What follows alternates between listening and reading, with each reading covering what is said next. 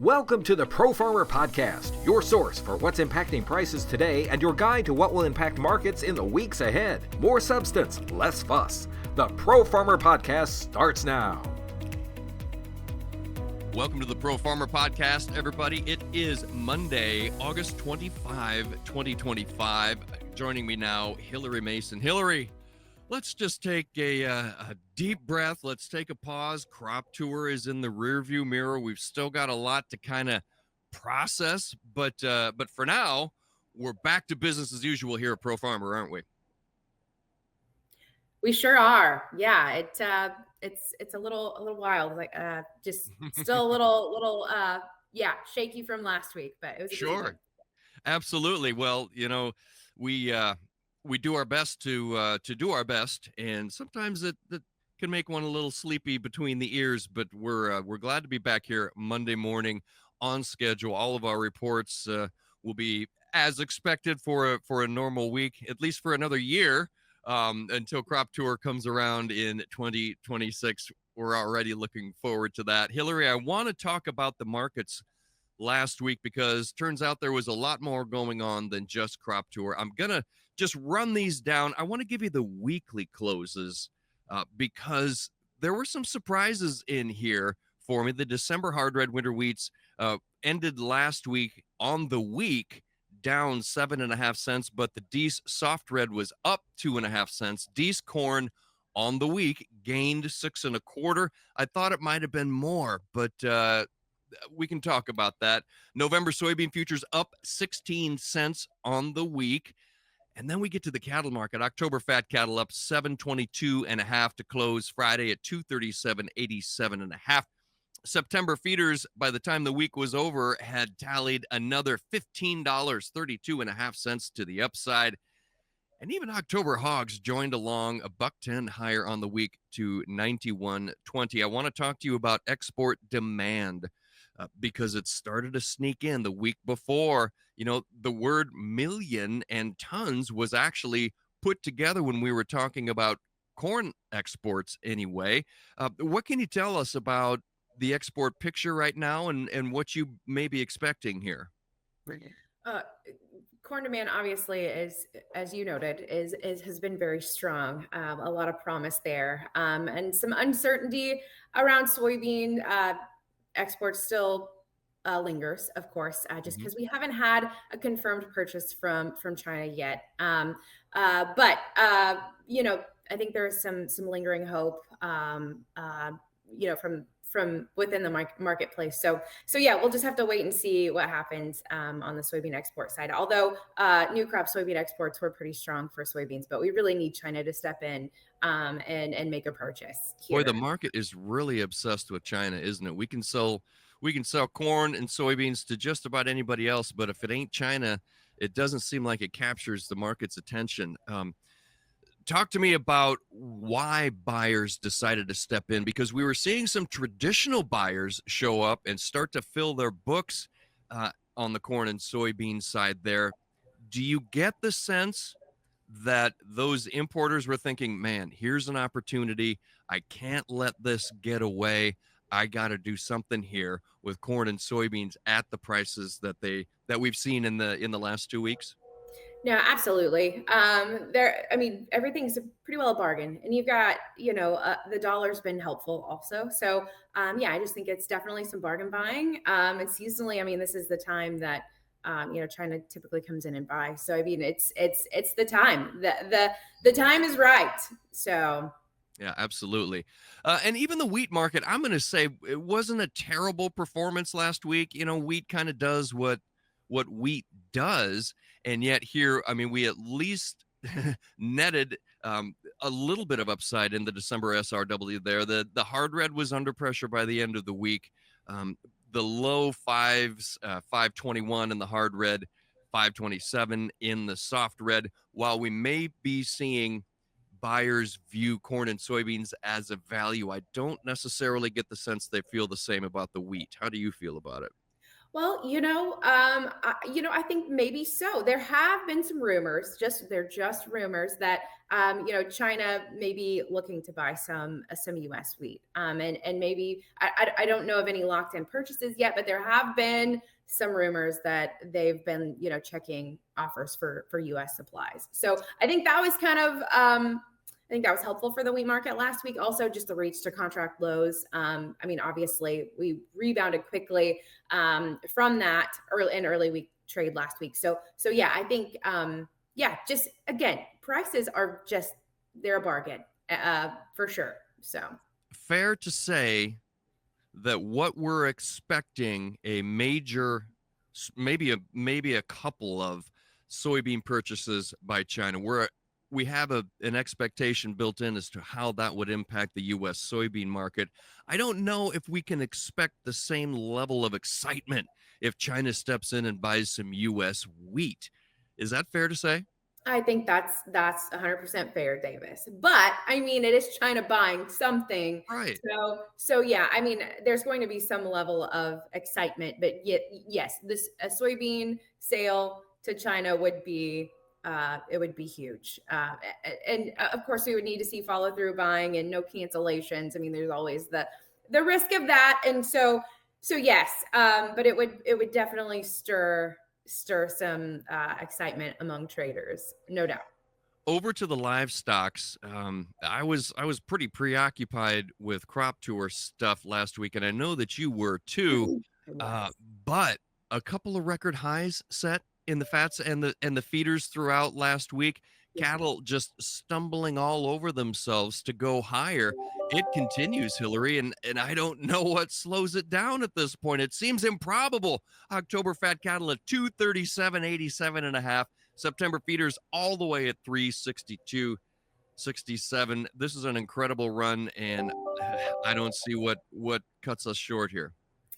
Yeah, I'm with you, Davis. USDA's cattle on feed report was on Friday, and it continues to lean pretty bullish from a supply perspective. So again, Jim Wyckoff, our in-house technical guru, he always says, don't jump in front of a train, and that's the cattle market. And we continue to contend that we haven't seen the highs yet. I don't think so. Yeah. So, and that's just based on what Jim's commentary and the way that the technical, the daily chart looks. It looks, obviously very strong, and supply fundamentals definitely continue to drive that. So. Now, in speaking to other analysts throughout last week, there was a lot of credit given to that cattle market for pulling the hog market higher. We finished at 91.20 on the October hogs, up $1.10 on the week. Does that give hogs enough credit, or are they just sort of pulled along by the cattle, or have they got their own legs to stand on here, Hillary? Yeah, no, I think it's pretty much, it's pretty much from the cattle market. You got cash fundamentals are fading. Wholesale values are hanging in there. But yeah, no, I think I would tend to agree that it's due to cattle. So. I promoted just a regular week at Pro Farmer ahead. I think all 5 days. We always have to have this discussion because I don't know. I never know what's going on in the calendar. I look at today, and that's what we do. What are you looking ahead to this week? Anything up on your radar this week? Sure. Yeah, it's a pretty quiet week, Davis, and I'm up for one. Not gonna lie. No, but so crop progress this afternoon, and also close eye on equities. The Federal Reserve met in Jackson Hole last week, had their annual symposium, kind of leaned toward easing monetary policy, and it really stirred equities pretty crazily. So yeah, we'll keep an eye on equities, the dollar, just kind of the outside markets in general to see how they react again today. So. Right on. Hillary Mason, great work this morning. Great work last week at Pro Farmer, keeping the home fires burning, shoveling coal into the Pro Farmer furnace. We absolutely appreciate you. That was Hillary Mason. We'll be right back with Lane Acree after these words. Hey everyone, Davis Michelson here, and if you're one of the listeners without access to ProFarmer's daily market reports and policy insights, this message is for you. Right now, you can start a free trial to ProFarmer, unlocking the same profit-boosting information that farmers have trusted for over 50 years. Sign up online at tryprofarmer.com. No credit card needed. Visit tryprofarmer.com to sign up and get more details and updates on the topics we're discussing today, plus much, much more. Welcome back to the Pro Farmer Podcast. Davis Michelson here, now with Lane Acree. Lane, you stepped in to the role of Eastern Leg Tour Director this year. That's a heck of an opportunity for you. You did a bang-up job, brother. We're so proud of you here back at the ranch, everything that you accomplished out there. And you even did hold up the 5 points of the Long Island Declaration at lunch. Going to lunch at some of these small town cafes, getting the special. I imagine there was some pie involved in there, but I mean, what a humongous job. What a humongous opportunity for you. Talk to us about what it felt like, what you expected when you were going into the week as far as being the director of the tour and how that played out throughout the week. Did you find leadership suits you, sir? Yeah, it was a good week. It was a good week. And, we had a really good team around us. And my head scout, Kyle Wenland, he stepped up and he did just a remarkable job keeping the scouts in line. These scouts, they can be a bit much to handle at times. And Kyle did a great job. And we didn't forget anybody anywhere. We didn't lose anybody in a cornfield. And that's always a good thing. And, I knew it was going to be a lot of work going into it. What I didn't anticipate as much was how short the nights were and how long the days were, and just towards the end of the week it started to weigh on me a bit, but made it through it. I had some naps this weekend that were key. And we're back at the keyboard this morning. We still got a good amount of catch-up work to do, and we'll be sending out our post report to all the scouts, looking at all our findings, looking at how it compares to historicals for this week after the report. And we've got a lot going on. The train keeps trucking. We've got a lot of work done last week, but now we got to continue to take advantage of it. Absolutely. And that's one of the reasons why there are so many data points that you collect while you're out there on tour: moisture and grain length and all sorts of things, pod counts and these things. I want to talk about Pro Farmers National corn and soybean crop estimates. Now, these are the result. These aren't raw figures, just, okay, here's what we found in these 7 tour states. Let's just average them all out and that's our number. Not at all. We don't need to go into the nuts and bolts of how that sausage is made. However, it calced out on the corn side at an average yield expected of 182.7 bushels per acre. That makes for a 16.2 billion bushel corn crop altogether. On the soybean side, came up to an average yield of 53 bushels per acre for a crop of 4.2 billion bushels. Lane, that's below what a lot of people had been expecting. Some of the windshield tours, you might say, the looks from outside the fields, had a lot better hope for these crops. Soybeans kind of came in as expected. I feel like it lines up with what other people are expecting. However, that 182.7 is a significant dip from the expectations of the industry, and dare I say it, USDA. We don't try to compare ourselves to USDA, but those are the numbers that we have, and it does feel significant that a 182.7 comes out of the view behind the rows. Talk to us about why did you come at a 182.7? How do we get there? Is there hope that maybe if we finish a little bit better than expected, we may see a little higher number there, Lane? Yeah. Driving down the road, even driving east from eastern Iowa to Dublin, Ohio, the crops look great from the road. And it really, until you get in there and you can really see what's going on, the crop looks great. Mm-hmm. And it's also easy to forget. This 182.7 feels disappointing. It's a record by over 3 bushels. Right. And last year was a good crop last year. We had a dry finish. It really took the top end off in 2024, but it was still a good and record crop.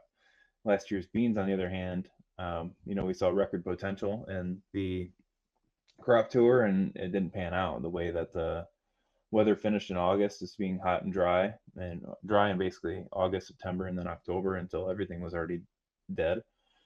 The beans really got the top end taken off last year. We're still battling that 2016 record at 51.9 bushels an acre in beans. So it's a record in beans, and 53, yes, it's below where USDA and both StoneX were in August, but still a record. And it's going to take a lot to finish out, especially on the western side of the Corn Belt. There's a lot more disease pressure over there. It's starting to pick up in the east. I even noticed it on my way home. Those small pockets of sudden death that we were noting in eastern Iowa, I mean, they're growing pretty quickly. And it's been fairly dry here. It was 75 degrees here yesterday, very low. And still the corn just didn't look that good. And I just think this disease pressure is going to be more of an impact than we think, especially in corn. And that was a big part of our discussions on Thursday night was what kind of an impact can this disease have on the corn? And, last year we didn't have nearly the disease pressure that we had this year. And looking at some of the other anecdotal years and what this disease can do to your weights, it's utterly remarkable. And that played a big role in kind of our deliberations. So yes, a lot of our metrics point to the crop being there, and it was the highest tour yield average we've ever had by a pretty significant margin, but we still don't see that huge jump up to that 188.8 by any means.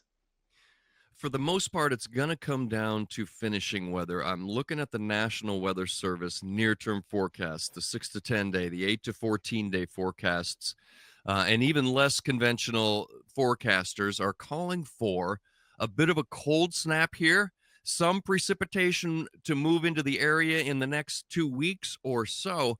But we've seen temperatures all over the place. Most magnanimously, it's been hot, like just hot as hot can be. What happens now to these crops, both the corn and soybeans, who are struggling with some dryness, struggling with some pretty serious disease issues in some areas? What happens if we turn off the heat for a couple of weeks and now they're getting too chilly? Does that help us or hurt us? We're coming to a head here. So the cool temps might be able to help slow the spread of disease, but this corn crop still has a long ways to go. We noted there's about a quarter milk line on grain fill, still a long ways to go. Having Randy and David talking about some of the agronomic side of it, we got 300 GDUs left to go for this corn crop. That could be a month at normal August and September temperatures. Normal August and September temperatures. We're low. We're talking about lows in the 40s and 50s here in the next couple of weeks. Yep. That's some low temps. That's not going to help rain fill. And, that's something we took into consideration as well. And the challenges keep on coming for this year's crops. There's no shortage of challenges, but still a record. We go back to that. We've had that early growing season rainfall really helped boost the crop, and it's going to be a really interesting finish again this year. I feel like we've been saying that the last couple of years, and it holds true once again. You never quite know what's going to happen. It ain't over till it's over. Lane Acree, let's cut it loose right there, dude. Again, you did such a great job last week. You expressed your leadership and really represented Pro Farmer well as the leader of the Eastern Tour Director. We appreciate you. I put on an extra layer this morning. I'm ready for some chilly weather. It's early. We'll have to see how it all shakes out. Lane Acree from Pro Farmer, have a great week. And you, everyone, thanks for tuning into the Pro Farmer podcast. Have a great week as well. For Pro Farmer, it's Davis Michelson. Thanks for joining us. We'll return next week with another episode of the Pro Farmer Podcast. And remember, everything talked about today is updated throughout the week on profarmer.com and in this Friday's Pro Farmer newsletter.